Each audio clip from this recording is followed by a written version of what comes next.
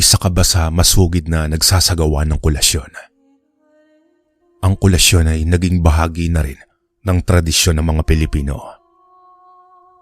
Sa Biblia, isinasagawa ng mga tao ang kolasyon tuwing sasapit ang natatanging oras ng pananalangin sa Diyos o kaya para ipakita ang mga kalungkutan at pagsasakripisyo ng mga tao. Taong 1979, nagtungo ako sa Oriental Mindoro noong mahal na araw. Pinayuhan ako ng tatay ko na bumisita sa aming malayong kamag-anak bilang pagtanaw ng utang na loob. Malaki kasi ang pasasalamat sa mga kamag-anak namin ng tatay ko dahil sila rin ang naging instrumento upang makatapos siya sa pag-aaral. Nabanggit pa sa akin ng tatay ko na binabalak din niyang bumisita sa kanila sa ibang araw. Kaya hinikayat niya akong mauna ng bumiyahe papunta doon. Pero wala sa bukabularyo ko. Nakamuntik ng maging mitya ng buhay ko ang pagbabakasyon sa malayong lugar. Kareresign ko noon sa una kong trabaho at binalak ko na magpahinga na muna. Kailangan ko ng bakasyon upang makabawi ang katawan at isip ko sa matinding puyat at pagod sa dati kong trabaho. Bata pa naman ako at marami pa akong mahahanap na ibang trabaho. Kaya naman hindi ako nagmadali at minabuti ko na munang pag-isipan ng mga bagay-bagay. Noong makarating ako sa Mindoro, nagkita kami ng matalik kong kaibigang si Federico at inanyayaan ko siyang sumalo sa hapagkainan sa bahay ng mga malayo kong kamag-anak.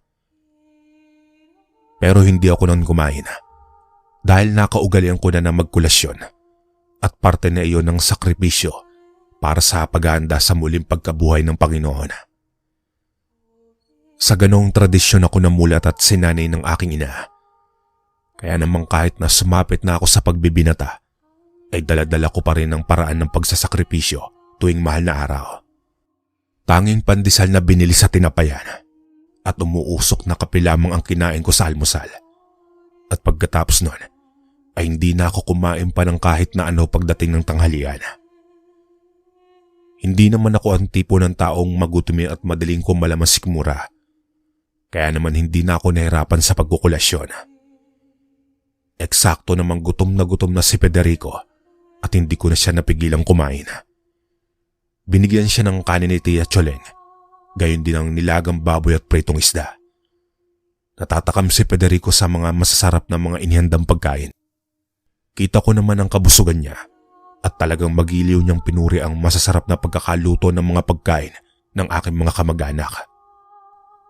Pagkatapos niyang kumain ay naisipan naming magkwentuhan sa may balkonahe kung saan ako nakalanghap ng preskong hangin at kung saan ko napagmasdan ng mayayabong na punong kahoy. Inabot na kami ng takip silim at bago pa siya umalis sa aking tinutuluyang bahay ay nakarinig kami ng mga kaluskos sa isang kwarto. Malalakas ang mga ingay kasabay ang mga bumubulong at nagdarasal ng mga tao. Napansin namin ang maliit na nakabukas na pinto ng isang kwarto. At dahil napuno na kami ng kuryosidad, ay manaka-naka kaming sumilip sa loob ng biglang manlaki ang aming mga mata. Nasa loob ang aking 2 tiyuhin at 2 tiyahin. Nakaupo sila sa mahabang lamesa habang may inooperang bangkay ng tao. Winawakwak nila ang tiyan nito kung saan dinudukot at kinukuha nila ang mga laman loob tulad ng atay, apdo, puso at bituka. Pagkatapos ay inilalagay nila sa planggana at dinadasalan ng kakaibang orasyon hanggang sa magmukhang karne ng hayop. Nagkatinginan kami ni Federico at halos bumaliktad ang sikmura ko buhat sa aking nasaksihan. May isa pa silang bangkay na kinunan ng mga laman loob. Pero imbis na ilagay sa planggana, ay pinagpira-piraso at kinain nila na para bang mga patay gutom na halimaw na hayok sa laman. Amos-amos pa silang lumalapan ng mga karne habang pumupalandit at tumatalsik ang dugo sa sahig. Pagkatapos nilang kumain ay may dinasalan pa silang mga insekto. Noong una hindi ko alam kung para saan iyon, kaya inabangan ko ang kasunod nilang gagawin.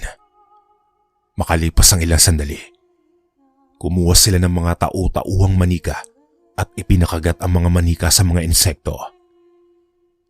Napagtanto ko na gumagamit sila ng estilo ng pambabarang at doon ko nalaman na mambabarang pala ang kanilang pamilya. Marahil ay hindi iyon alam ng tatay ko noong nag-aaral pa lang siya. Sa bagay, nabanggit naman niya sa akin na hindi siya nagtatagal sa bahay ng mga kamag-anak namin. Minsan lamang siya bumibisita dahil nag-aaral pa siya at nakatira pa siya noon sa boarding house. Kaya walang pagkakataon na matulog siya sa bahay nito. Naisip ko na tama lang na hindi nagawang matulog at manatili ng tatay ko noong nag-aaral pa siya. Dahil baka noon pa lang ay pinatay na siya ng mga kamag-anak naming nagpapaaral sa kanya. Bumalik ang isip ko sa kasalukuyang senaryo. Napansin namin ni Federico na binitbit ni Tia Choleng ang planggana na may karneng baboy at patungo siya palabas ng pinto. Kaya naman dali-dali kaming nagtungo ni Federico sa may gawing malaking bukas na bintana sa may sala at umakto na para bang nagkukwentuhan. Hindi kami nagpahalata na may alam kami sa kanilang mga ginawa kahit na balisa ako at talagang kamuntikan na akong lagnatin sa sobrang takot at kaba. Nawalan ako ng gana sa pagkain nang sumagi sa isip ko ang mga nilutong pagkaing nakahain sa lamesa noong tanghali. Makalipas ang ilang sandali ay kinausap kami ni Tia Choleng. Maghintay lamang daw kami at magluluto na siya ng adobong baboy. Sumang-ayon na lamang kami at ngumiti bago siya nagtungo sa may kusina. Yun na lang ang tanging naitugon namin sa kanya. Naisipan ko na maglagay ng kalamansi o suka sa natitirang nilagang baboy at pritong isda sa may lamesa. Dahil gusto naming masigurado ni Federico kung anong uri ng karne ang iniluto ng aking mga kamag-anak. Kaya maingat akong kumuha ng kalamansi na nakuha ko sa puno ng kapitbahay at ipinatak ko sa nilagang baboy habang wala pa ang aking mga tiyuhin at tiyahin. Samantalang si Tia Choleng naman ay abala sa paghahanda ng lulutuin. Kamuntik na akong mapasok sa sahig noong mapagmasdan namin ni Federico ang nilagang baboy na naging masangsang na nabubulok ng mga braso at kamay ng tao. Namawis at nanlamig ang kaibigan ko. Hindi na daw niya kakayanin kung makakain pa siya ng panibagong ihahandang pagkain ng aking mga kamag-anak. Baka daw sa susunod ay lumapa na din siya ng tao. Tinanong pa ako ni Federico, "Pedro, alam mo bang aswang ang mga kamag-anak mo?" Tumugon naman ako, "Hindi, at wala rin namang masyadong naikukwento ang tatay ko tungkol sa kanila. Ang alam ko lang ay mabubuti silang tao at sila rin ang tumulong sa aking ama para makapagtapos ng pag-aaral." Nag-isip ng malalim si Federico pagkatapos ay saka muling nangusap. Hindi rin ako nagagawi dito at saka wala din alam ang mga magulang ko tungkol sa kanila dahil hindi naman namin sila kaututang dila at malayo ang bahay namin sa kanila. Pero ang ipinagtataka ko lang din ay may kaalaman din sila sa pambabarang. Pero posible kaya na kaya din nilang pumatay ng tao sa pamamagitan ng pambabarang. Natahimik ako at naisip ko din na may punto siya. Marahil may katotohanan ang mga sinasabi niya kahit na mga kutob at palagay pa lamang iyon. Pero napatunayan ko base sa mga nakita ko na masasamang tao sila at balat kayo lang ang ipinakita nilang kagandahan loob nun sa tatay ko. Subalit nangingilabot ako dahil hindi ko alam kung paano ako makakaalis sa kanilang bahay. Dahil sigurado akong maghihinala sila na alam ko na ang lihim nila kung bigla na lang akong aalis. Kaya lang ay ayaw kong mamatay o mahawa ng kanilang pagiging aswang. Hindi ko maialis sa isip ko ang ginawa nilang pagpatay sa mga tao upang gawing pagkain sa pagkainan. Pinayuhan ko na muna si Federico na umuwi sa kanyang bahay at obserbahan ang sarili kung may pagbabago man sa loob ng ilang araw. Kung magiging ganap siyang aswang ay humingi na siya ng tulong sa pari o kakilala nilang taong may pangontra o lunas sa pagiging aswang. Sumang-ayon naman sa akin si Federico at eksaktong naamoy na namin ang inihandang adobo ni Tia Choleng. Kung kaya't umalis na kami sa may hapagkainan. Bumalik kami sa sala at natagpuan ko doon ang aking mga tiyo at tiya na nagkukwentuhan. Ipinagpaalam ko na si Federico at medyo lumalalim na rin ang gabi. Nakaisip ito na gumawa ng dahilan para na rin makaiwas sa pagkain ng hapunan. Mukha namang naging epektibo ang mga sinabi niya at hinayaan na siyang umalis ng aking mga kamag-anak. Inihatid ko siya sa may pinto palabas ng bahay at saka pa lang ako tinawag ni Tia Choleng dahil handa na ang mainit na hapunan. Mabait at masayain si Tia Choleng. Hindi mapaghahalata ang aswang. Magaling siyang magkunwari at nakakatiyak ako na kaya niyang magmanipula ng ibang tao na gusto niyang biktimahin. Umupo ako sa upuan sa harap ng mahabang lamesa. Sa unang tingin ko ay masarap ang aroma ng kalulutong adobong baboy, pati na rin ang umuusok na kanin. Ngunit nagdahilan ako noon na nagkukulasyon. Kaya tuwing almusal lamang ako kumakain, pero ang totoo, kahit nagkukulasyon ako ay ayoko na rin matikman ang anumang inihaing pagkaing karne dahil sigurado ako na lahat iyon ay laman loob ng tao. Pagkarinig sa mga dahilan ko ay nag-umpisa manlisik ang mga mata ni Tia Choleng at padabog siyang tumayo sa lamesa. Parang naging masama ang dating yun sa kanilang pandinig. Nasorpresa ako kay Tio Bernardo nang bigla niya akong sindakin at pagtaasan ng boses. Ano bang kaartehan niyan, Pedro? Ang pag-aayuno ay hindi buong araw na hindi kumakain. Maliit na bahagi lamang ang kakainin mo sa buong araw. Kaya kumain ka na ng inihanda namin pagkain. Dumagundong ang mataas niyang tinig sa apat na sulok ng kabahayan. Nasindak ako mula sa aking kinauupuan. Lalo pa nang tinitigan ako ng aking mga tiyo at tiyahin. Parang tumigil ang mundo ko. Namutla ako at nanlamig ng husto. Lumigid ang mga luha sa aking mga mata. Pailing-iling ako at talagang hindi ko makayanan ang tagpong iyon. Pasensya na po, pero hindi po talaga ako kumakain lalo na kung sasapit ang gabi. Yun po ang sakripisyo ko sa Panginoon para malinis niya ang mga kasalanan ko. Siya nga po pala, nagsisimba po ba kayo? Bakit hindi ko po kayo nakikitang mangilin at magkulasyon? Mga Katoliko po ba kayo?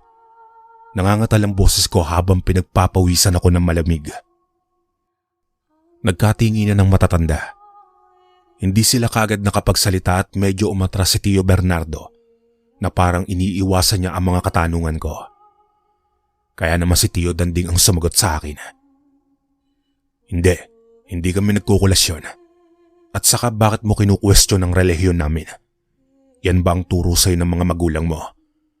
Nakakasindak at nakakainsultong tanong ni Tio Danding. Sa sandaling iyon ay natigilan ako. Hindi ko sukat akalaing matatanong niya ang mga bagay na iyon, samantalang malaki ang respeto sa kanila ng tatay ko. Nakabawi naman ang iba ko bang tiyahin at tiyuhin. Ipinagpatuloy nila ang gusto nilang mangyari sa akin. Pinag-initan ako ni Tia Choleng at Tio Bernardo. Samandok sila ng kanin, gayon din ng kapirasong karne at pagkatapos ay pinagtulungan nila akong pangangahin at subuan. Isinupalpal nila sa aking bibig ang buong pagkain, kahit nagpupumiglas ako sa mahigpit nilang pagkakahawak sa akin. Napasok pa ako, inilabas ko lahat ang pagkain na isinubo nila sa bibig ko. Napapaluha ako sa sobrang kahihiyan at takot na inabot ko. Hindi pa natatagalan ay naulinagan ko sa may pinto ang boses ng tatay ko. Makailang beses siyang kumakatok at tumatawag, kaya natigilan sina Tia Choleng at Tio Bernardino. Inayos nila ang kanilang mga sarili at nagtungo sila sa may pinto at pinagbuksan ng tatay ko. Napaubo ako ng makailang beses. May natira pang pera-peraso ng karne sa bibig ko, kaya isinuka ko sa plato ang natitirang pagkain na isinubo nila sa akin. Pinandilatan naman ako ng mga mata ni Tia Karina at sinenyasan niya akong tumahimik, ngunit hindi ko siya pinakinggan. Humihikbi ako sa isang tabi at nang masilayan ko ang aking tatay na nakatayo sa harap ng pinto, ay nagmamadali akong yumakap sa kanya na mahigpit. Umasta akong parang bata dahil wala akong ibang mahihingan ng tulong noon. "O anak, bakit ka umiiyak? Kadadating ko lang ay umiiyak ka na. May problema ka ba?" tanong ng tatay ko. Hindi ako kagad nakasagot. Sumabat naman si Tio Bernardino at siya mismo ang kumausap sa tatay ko. Masama lang ang pakiramdam ng anak mo, kaya siya nagkakaganyan. Meron siyang trangkaso at sinisikmura habang pinagsasaktan pa ng tiyan. Pinainom na nga namin siya ng pinaglagaan ng halamang gamot, kaso hindi pa humuhupa ang sakit niya. Mukha namang napaniwala niya ang tatay ko sa mga inimbento niyang kasinungalingan. Ganun ba? Nako, ngayon ko lang nakita na ganito ang anak ko eh. Alam ko ay matiisin siya at hindi dumadaing kahit na nagkakasakit. Kaya nakakapanibago. Nagmukha tuloy siyang bata. Napapailing na pahayag pa ng tatay ko. Hindi na ako nakipagtalo kay Tio Bernardino. At hindi ko na rin nagawang sabihin ng totoo sa tatay ko. Sobrang takot at hiya ko ay nagpaalam na muna ako upang magtungo sa aking silid tulugan. Pumasok ako sa loob at sumalampak ako sa kama at tahimik na umiyak habang kinukuyom ang mga kamao. Gusto ko nang tumakas sa bahay na iyon dahil sigurado akong papatay nila ako, gayon din ang tatay ko, pero wala akong magawa. Kung nalaman ko sana ng mas maaga, ay hindi sana ako nagtagal sa bahay nila. Marami pa akong pangarap para sa pamilya ko at ayokong mahadlangan iyon ng sino mang kampo ng kadiliman. Iniisip ko pa ang kahahantungan ng buhay ni Federico. Pakiramdam ko ay kasalanan ko na napahamak siya sa pag-iimbita ko sa kanya para mananghalian. Kung nagkataon ako ang magiging dahilan upang masira ang kinabukasan at buhay niya. Lumipas pa ang ilang sandali at pumasok sa loob ng kwarto ang aking tatay. Nabanggit niya sa akin na kaya siya nagtungo ng Mindoro ay para na rin makabisita, kasabay niyon ay may ibinilin ang kanyang tiyo'y nakasulatan na kailangan pirma ni Tio Bernardino. Hindi rin naman daw siya magtatagal dahil babalik din siya sa kasunod na araw sa Leyte. Pagkarinig ko ay nagkaroon ako ng pag-asang makatakas sa bahay. Nagsinungaling ako sa kanya na tinawagan ako ng bago kong pinag-a-applyan ng trabaho at kinakailangan akong makausap nito sa kinabukasan. Kaya lang ay nagtaka ang tatay ko na kung bakit santong araw ay kakausapin ako ng pinag-applyan ko. Umisip pa ako ng kung ano-anong patong-patong na kasinungalingan para lang makumbinsi ko siyang paniwalaan ako at isama sa kinabukasan. Subalit hindi pa rin niya ako pinayagan dahil may sakit daw ako at kailangan ko magpahinga. Hindi pa rin ako nagpaawat at pinairal ko ang katigasan ng ulo ko. Kaya naglakas loob na akong sabihin sa kanya ang katotohanan. Itay, mambabarang at aswang ang mga kamag-anak natin. Kitang-kita namin ni Federico na kumakain sila ng laman ng tao. Gumagamit sila ng mahika upang gawing karne ng hayop ang mga inihanda nilang pagkain. Hindi ko alam kung paano nila iyong ginagawa, pero sinubukan nila akong subuan ng pagkain at isinuka kong lahat iyon. Noong matagpuan mo po akong umiiyak, ay katatapos lang nila akong takutin. Pinagbantaan nila ako kaya hindi ko po masabi sa iyo ang totoo. Dahil natakot ako na baka masaktan kanila at mapahamak tayo parehas. Ibig mong sabihin wala kang sakit, anak? Opo, itay, wala akong sakit. Lahat ng sinabi nila sa inyo ay pawang mga kasinungalingan. Pakiramdam ko ay balak nila akong gawin na tulad nila, kaya pinipilit nila akong pakainin ng mga pagkain. Kaya lang mas gugustuhin ko pang magkulasyon kaysa maging aswang. Naging balang tatay ko pero nagpatuloy pa din ako sa pagsasalita. Itay, inalok ka po ba nilang maghapunan? Kumain ka ba ng adobong baboy? Hindi, anak. Diyos ko, patawarin sana sila ng Diyos sa mga ginagawa nila. Anak, mabuti pa ay maggaya ka na ng mga gamit mo at susubukan ko na makapagpaalam sa kanila. Mamaya bago sumikat ang araw ay alis na tayo. Ayokong abutan pa dito ng liwanag at baka dito na tayo mamatay. Sumang-ayon naman ako sa tatay ko at niyakap ko siya na mahigpit. Makalipas ang ilang minuto ay naisipan ko na maggayak ng aking mga dalang damit. Dinalaw na din ako ng antok kaya natuluyan na akong matulog. Ngunit naalimpungatan ako nang bandang 12:00 nang makarinig ako ng ingay na nagmumula sa bintana. Tila may nagkakahig na hayop. Hindi ko alam kung namamalikmata lang ako o dahil na rin sa malalim kong takot kaya dinadalaw ako ng mga kakaibang pagaspas sa may bintana. Bumangon ako at napansin ko na natutulog na mahimbing ang aking tatay, kaya hindi ko na siya ginising. Tumayo ako at dali-daling nagbukas ng bintana nang may lumitaw at pumasok na malaking ibon na nanlilisik ang mga mata. Kamuntik niya na akong tukain sa braso. Talagang nangilabot ako lalo na nang humapon siya sa may kama. Inisip ko na baka kasama siya ng mga tiya at tiyuhin ko, kaya nag-ingat ako na malapitan ng ibon. Napansin ko rin na may lasong kulay berde sa kanyang paa at umakyat ang kilabot ko sa tuktok ko nang mapagtanto ko na mayroon ding lasong kulay berde na pampuyod sa buhok si Tia Choleng na parati niyang ginagamit.